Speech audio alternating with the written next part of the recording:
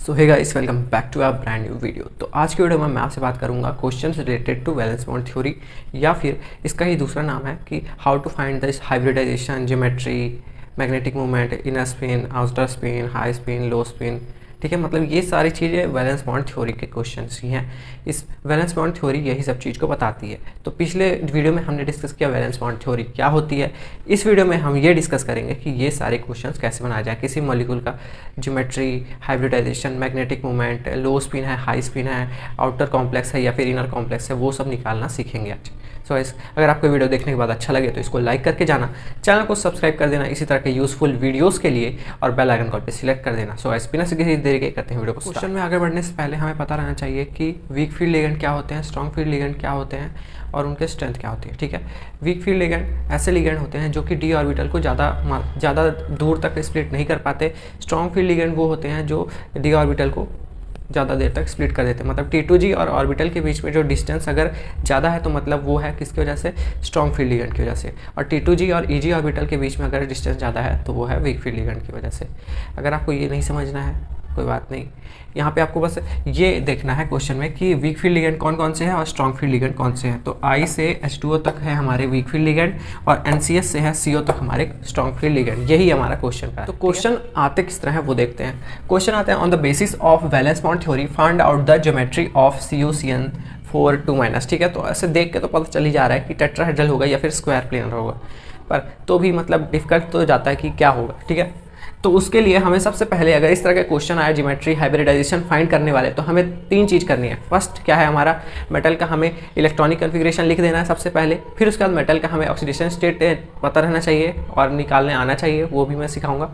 उसके बाद तीसरा चीज़ ये है कि हमें लिगेंड पता रहना चाहिए कि वो स्ट्रॉन्ग है या फिर वीक है, इसीलिए मैंने शुरू में लिखाया था। ठीक है, तो सबसे पहले Cu का लिखते हैं इलेक्ट्रॉनिक कन्फिग्रेशन 3d9 4s2। उसके बाद अगर इसका ऑक्सीडेशन स्टेट निकालेंगे तो मेटल का ऑक्सीडेशन, मेटल का निकालना है तो मेटल का ऑक्सीडेशन, मेटल को हम X सपोज करेंगे। ठीक है, Cn देता है -1 चार्ज, यहाँ पे 4 Cn के लिगेंड है तो ये हो गया -4, और जो ऊपर जो साइन रहेगा उसको इक्वल के बाद में लगा देने का। तो X इज इक्वल्स टू -2 और ये -4 वाला इस साइड जाके हो गया +2, तो X इज इक्वल्स टू आ गया +2। ठीक है, अब मैं मिटा दे रहा हूँ जहाँ बहुत कम होगी।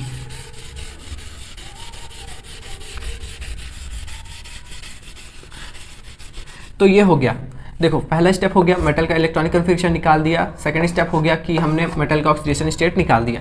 अब ये लिगेंड है, मैंने अब आपको लिखाया था कि Cn स्ट्रॉन्ग लिगेंड है। ठीक है, तो ये स्ट्रॉन्ग लिगेंड है मतलब पेयरिंग होगी। पर यहाँ पे अब देख लो X इज इक्वल्स टू हमारा +2 आया, तो मतलब हमें Cu में से 2 इलेक्ट्रॉन निकालने हैं, तो हम ये दोनों इलेक्ट्रॉन निकाल देंगे क्योंकि ये बाहर वाले ऑर्बिट में है।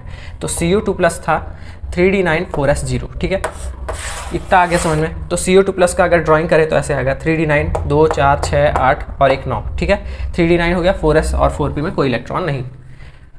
अगर वही चीज़ों को अच्छे से साफ सुथरा करके लिखा जाए तो वो ऐसे दिखती है, Cu3d9 4s2 Cu2+ 3d9 4s0। यहाँ पे आप ऑक्सीडेशन स्टेट वाला मैंने छोड़ दिया है, वो आप लिख लेना।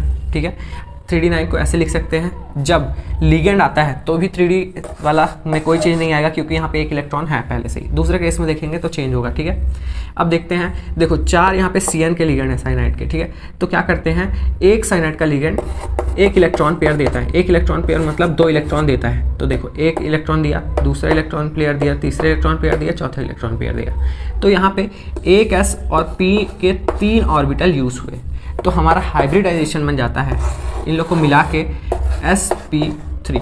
ठीक है, और किसी का अगर हाइब्रिडाइजेशन sp3 आया तो मतलब वो होगा टेट्राहेड्रल, उसका ज्योमेट्री होगा टेट्राहेड्रल।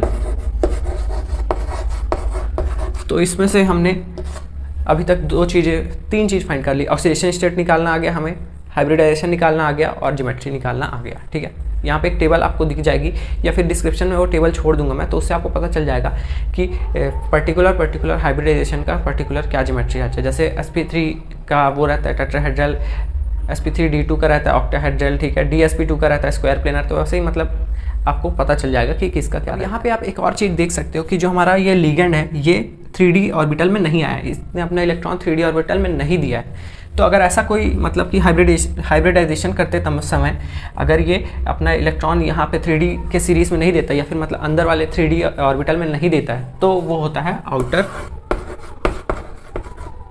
ऑर्बिटल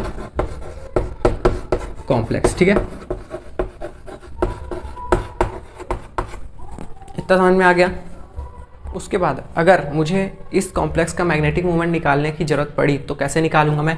अब देख सकते हो यहाँ पे डी ऑर्बिटल में या फिर किसी भी मतलब ऑर्बिटल जो यूज़ हुए हमारे, उसमें कितने अनपेयर्ड इलेक्ट्रॉन्स हैं। ठीक है, तो हमें अनपेयर्ड इलेक्ट्रॉन सिर्फ एक ही दिख रहा है। ठीक है, तो यहाँ पे n इज इक्वल्स टू हो जाता है 1 और ये फॉर्मूला है mu is equals to n into n plus 2।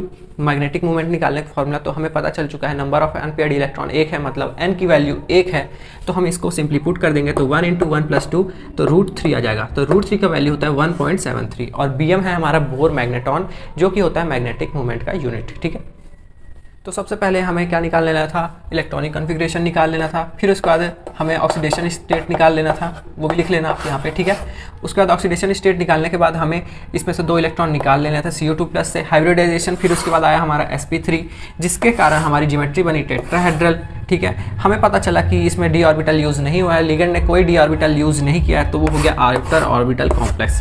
ठीक है, अनपेयर्ड इलेक्ट्रॉन था मतलब कलर कॉम्प्लेक्स है ये। ठीक है, कलर कॉम्प्लेक्स है। इसमें अनपेयर्ड इलेक्ट्रॉन था मतलब ये पैरामैग्नेटिक है और इसका म्यू आया, मैग्नेटिक मोमेंट आया 1.73 बोर मैग्नेटॉन। बढ़ते हैं दूसरे क्वेश्चन की तरफ। ठीक है, यहाँ पे है CONH3 6+3। ठीक है, तो सबसे पहले हमें क्या करना है? इलेक्ट्रॉनिक कॉन्फ़िगरेशन निकाल लेना है CO का। उसके बाद हमें ऑक्सीडेशन स्टेट निकाल लेना है। देखो CO का X ले लेना है और NH3 का चार्ज 0 रहता है, तो 0 इंटू 6 कुछ भी करोगे 0 आएगा, तो डायरेक्ट आ गया हमारा ऑक्सीडेशन स्टेट +3। तो ये जो +3 है, +3 मतलब आपको इतने ही इलेक्ट्रॉन इससे निकालने हैं। ठीक है, अगर माइनस रहता तो आपको डालने पड़ते और प्लस है तो मतलब निकालने हैं। तो आपको CO में से 3 इलेक्ट्रॉन निकालने हैं, तो 2 इलेक्ट्रॉन इधर से गया निकालूंगा, 1 इलेक्ट्रॉन इधर से निकालूंगा, तो 3d6 हो गया। तो CO+3 का ये है हाइब्रिडाइज्ड ग्राउंड स्टेट वो।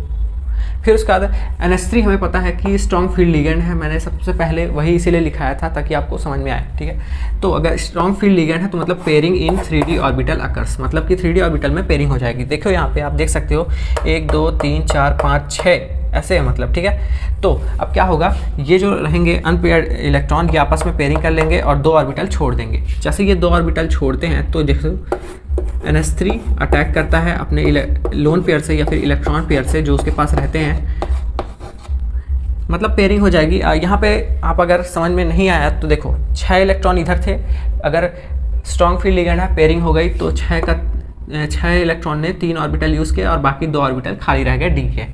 तो होता ये है कि जो NH3 हमारा स्ट्रॉन्ग फील्ड लिगेंड है ये इसमें भी डालता है अपने इलेक्ट्रॉन, एक NH3 2 इलेक्ट्रॉन डालता है तो 6 NH3 12 इलेक्ट्रॉन डालेंगे और हमारा जो बन जाएगा हाइब्रिडाइजेशन तो वो बनेगा D2sp3। ठीक है, जो कि रहता है हाइब्रिडाइजेशन D2sp3, जिसकी वजह से ज्योमेट्री हमारी जो आती है वो होती है ऑक्टाहेड्रल। यहाँ पे कोई अनपेयर्ड इलेक्ट्रॉन नहीं है। ठीक है, यहाँ पे है पर यहाँ पे नहीं है, इसको देखना है हमेशा आपको। कोई अनपेयर्ड इलेक्ट्रॉन नहीं है तो मतलब डायमैग्नेटिक नेचर हो जाएगा। अंदर वाले डी का यूज़ हुआ है, मतलब कि डी ऑर्बिटल अंदर वाले का यूज़ हुआ है तो हो गया इनर डी ऑर्बिटल। ठीक है, इनर डी कॉम्प्लेक्स। इसका अगर मैग्नेटिक मोमेंट निकालेंगे तो वो 0 आएगा। अभी देखते हैं, अनपेयर्ड इलेक्ट्रॉन नहीं है। ठीक है, कैसे नहीं है? यहाँ पे देख सकते हो कहीं पे भी अनपेयर्ड इलेक्ट्रॉन नहीं है, हमें हमेशा एक्साइटेड स्टेट या फिर हाइब्रिडाइज्ड वाले ऑर्बिटल्स को ही देखना है। ठीक है, तो यहाँ पे अनपेयर्ड इलेक्ट्रॉन नहीं है तो मतलब n का वैल्यू हो जाएगा 0। तो अगर इसको हम फॉर्मूला पुट करेंगे mu equals to n into n plus 2, तो 0 इंटू 0 प्लस 2, तो 0 अगर किसी का भी इंटू होगा तो 0 आएगा, तो 0 बोर मैग्नेटॉन आया। ठीक है, CONH3 6 का, जिनमें अनपेयर्ड इलेक्ट्रॉन कुछ भी नहीं है। अगर अनपेयर्ड इलेक्ट्रॉन नहीं है तो मतलब वो कलर शो नहीं करेगा, वो कॉम्प्लेक्स कलरलेस होगा। ठीक है, सो गाइस ऐसे ही आप किसी भी कॉम्प्लेक्स का structure, hybridisation, magnetic moment, oxidation state, magnetic property, diamagnetic है या पैरामैग्नेटिक, कलर शो करेगा या नहीं करेगा, inner spin, inner orbital complex है या फिर आउटर ऑर्बिटल कॉम्प्लेक्स है, वो आप निकाल सकते हो। ठीक है, सो ये था छोटा सा वीडियो। अगर आपको ये छोटा सा वीडियो, ज़्यादा छोटा नहीं है, अगर आपको वीडियो अच्छा लगा तो इसको लाइक करके जाना, चैनल को सब्सक्राइब कर देना इसी तरह के यूजफुल वीडियोस के लिए और बेल आइकन पर सिलेक्ट कर देना। और कोई भी डाउट होगा ना तो टेलीग्राम, व्हाट्सएप, इंस्टाग्राम कहीं भी पूछ सकते हो। सो इसका वीडियो कैन मिलता है नेक्स्ट वीडियो में। Bye bye.